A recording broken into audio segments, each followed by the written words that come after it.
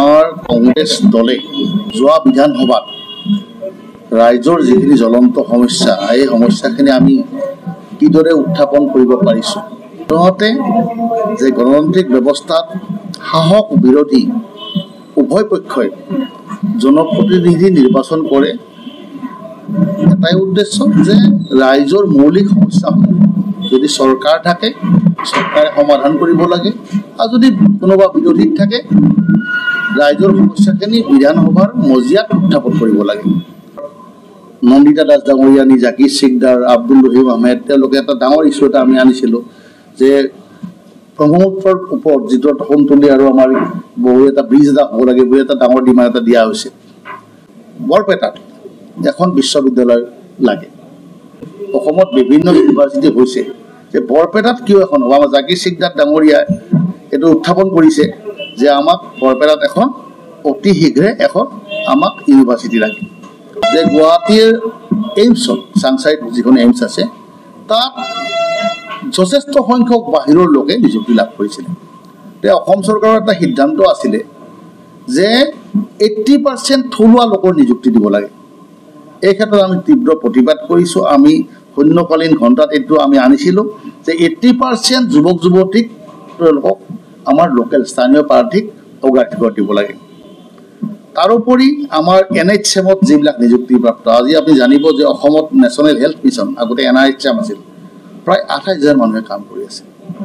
তেওঁলোকৰ কোনো সুবিধা নাই।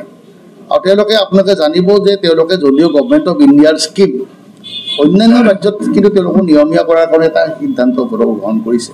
যে আমাৰ অসমৰ ক্ষেত্ৰতো আমি এই কথাটো আনিছোঁ। মই বিধানসভাত এই বাজেট বিতৰ্কত এই কথাটোৱে আমি কৈছিলোঁ যে মাননীয় অজন্তা নেওগ বাইদেউ GST যিখন কাউন্সিল আছে, আৰু তেওঁলোকে সময়ে সময়ে GST কাউন্সিল কৰি পেলাই তেওঁলোকৰ টেক্সবিলাক বৃদ্ধি কমোৱাৰ প্ৰস্তাৱ দাঙি ধৰে আৰু সেইমতে টেক্সবিলাক দিয়া হয়।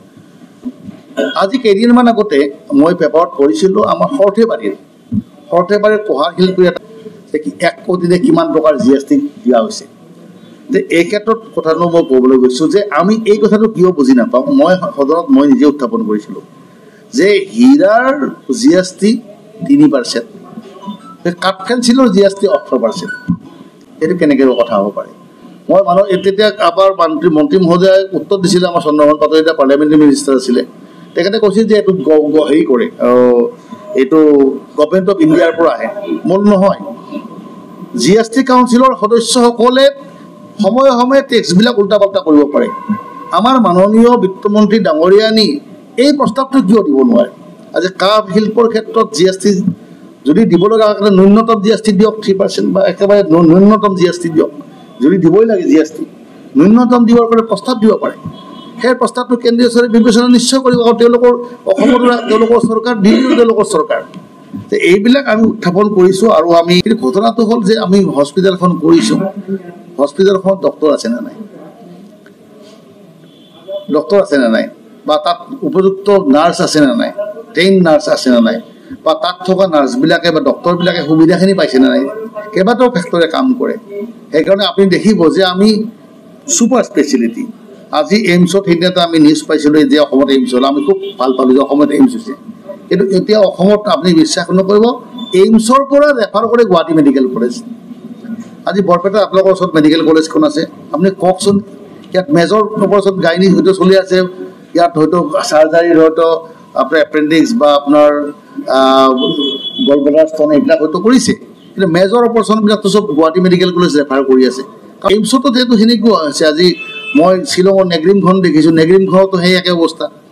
আজি সেইকাৰণে কৈছোঁ যে আমাক কোৱান্টিটিতকৈ কোৱালিটিটো গুৰুত্ব বেছি হ'ব লাগে। আৰু যিবিলাক মেডিকেল যে আজি এইটো হ'ব নালাগে যে অমুকত মেডিকেল কলেজ দিম, তমুকত মেডিকেল কলেজ দিম, দিয়ক মেডিকেল কলেজ, বিল্ডিং হ'ব, ধুনীয়া বিল্ডিং হ'ব, কিন্তু লগত ইনফ্ৰাষ্ট্ৰাকচাৰৰ লগতে কিন্তু আমাৰ মেন পাৱাৰ, মানুহে যিখিনি ডক্টৰ নাৰ্ছ বা টেকনিচিয়ান সেইখিনি থাকিব লাগিব লগতে ওপৰত।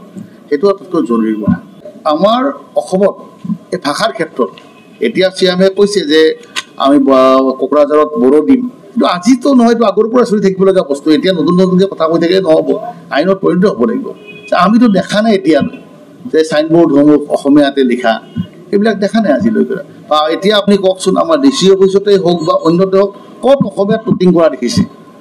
হয়তো অসমীয়াত মই শব্দ দেখা নাই আজিলৈ, চবতো ইংলিছতে চলি আছে আজিলৈ, ছেকেণ্ডতো চলি আছে। কিন্তু আমি আইনখন ঠিকে আছে।